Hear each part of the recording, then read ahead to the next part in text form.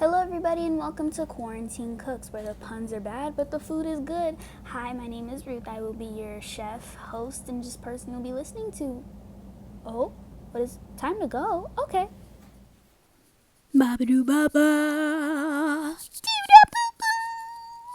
Quarantine Cooks. Okay, so the special for today is corn peanut butter cookies.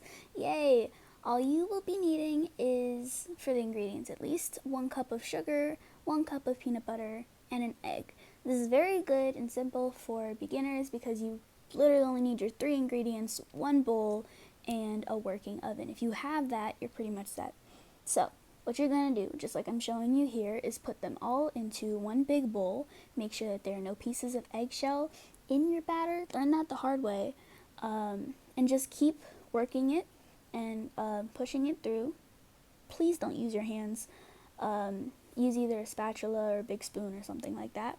And then you will preheat your oven to 350. Some people like to do that beforehand. I like to do it as soon as I'm done with my mixture. It's like a little race, you know? And then get out a baking tray, put on some parchment paper. If you don't have parchment paper, as long as you're using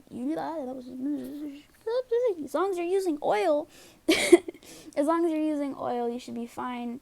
Just trying to make sure you don't have any burnt cookies here. Also, another very important thing is your time. You're looking at around 12 to 15 minutes, no more, or you will be burning your cookies. So looks can be deceiving, y'all. What you're going to do with your cookie dough is you are going to roll it into 1-inch balls, maybe, and then a couple millimeters from each other. I didn't really measure that out. Make a crisscross pattern with a fork, and then just pop them in. That's all you need to do. Maybe space them out a little more than this because, as you will soon see, they need a little bit more space than that. They do tend to rise for some reason.